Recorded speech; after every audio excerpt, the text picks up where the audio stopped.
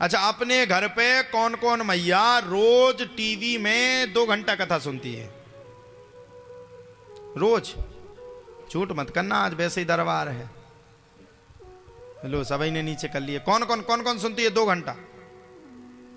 और कौन कौन नहीं सुनती है वे हाथ खड़े करो जरा। अब सच्ची बात बताना, बुरा तो नहीं मानोगी तो पूछे, दिल वाले फिल्म किस किस ने देखी है? सभी ने देखी। किसी हीरो की नई फिल्म आ जाए, कोई भी फिल्म लॉन्च हो जाए, सब देखी आप लोगों ने कि नहीं? लेकिन भागवत कथा किसी ने नहीं सुनी। अब यहां पे एक पर्दा लगा देते अपन लोगों, नई फिल्म कोई लॉन्च हो रही होती, उसको अगर खोल करके रख देते नगर, तो ठीक है, 2-4 नगर से और आदमी जुड़ करके उस फिल्म को देखने के लिए आते। उसमें कोई फायदा नहीं, और राम नाम में अगर फायदा है तो उसको हमें सुनना नहीं।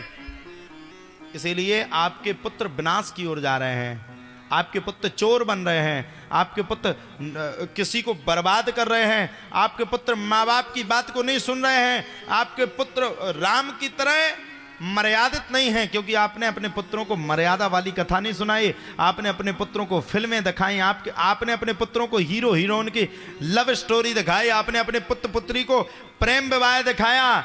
इसलिए आपके पुत्र जा करके भाग करके यहां वहां शादियां कर रहे हैं, यहां वहां दौड़ रहे हैं। फिल्मों ने हमें कुछ नहीं दिया,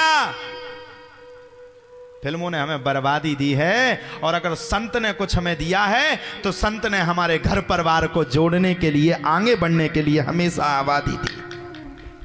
कभी कोई संत इस बात का पक्ष नहीं करेगा, कभी कोई संत बैठ करके मैया ये नहीं कहेगा कि तुम अपने बालक की लव मैरिज शादी करवा दो। कभी कोई संत गुटखा बीड़ी तंबाकू का कभी प्रचार नहीं करेगा। बताओ, कोई संत करता है क्या गुटखा बीड़ी तंबाकू का प्रचार? कभी कोई संत अर्धनग्न वस्त्र पहनने के लिए नहीं कहेगा।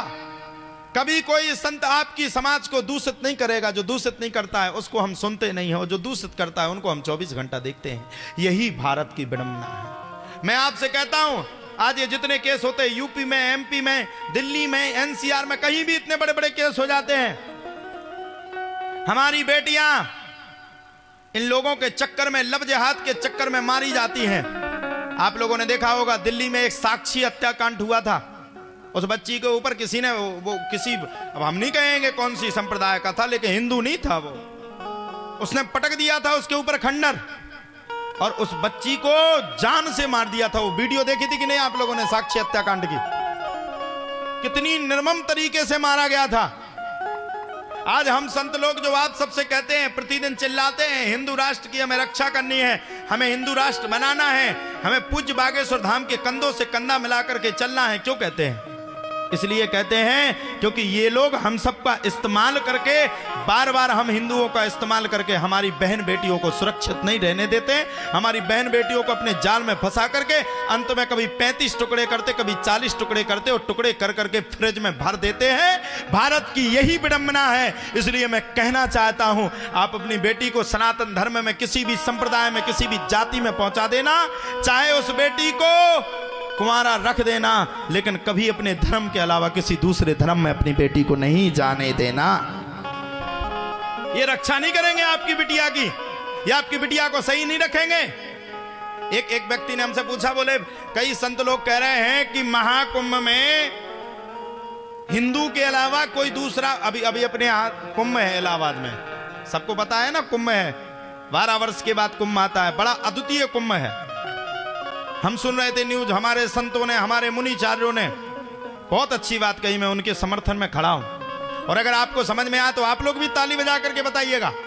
हमारे संतों ने एक बात को कहा है कि हमारे अंगने में तुम्हारा क्या काम है।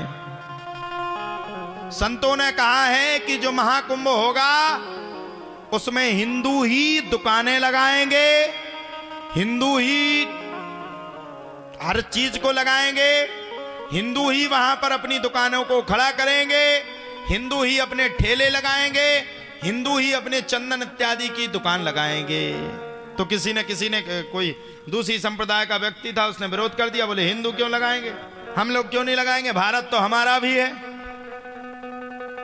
तो हम सुन रहे थे बड़ी सुंदर चीज सुन रहे थे। हमसे भी पूछा गया कि हिंदू ही क्यों लगाएंगे, हम लोग नहीं लगाएंगे, हम भी तो आपके यहाँ आते हैं, हम भी तो आपके धर्म में हम भी तो भारत के वासी हैं। तो हमने कहा कि हिंदू के मंदिर में तुम्हें लगाने का क्या अधिकार है? चलो हम तुम्हारी मस्जिद में लगा रहे हैं दुकान, तुम लगाने दोगे?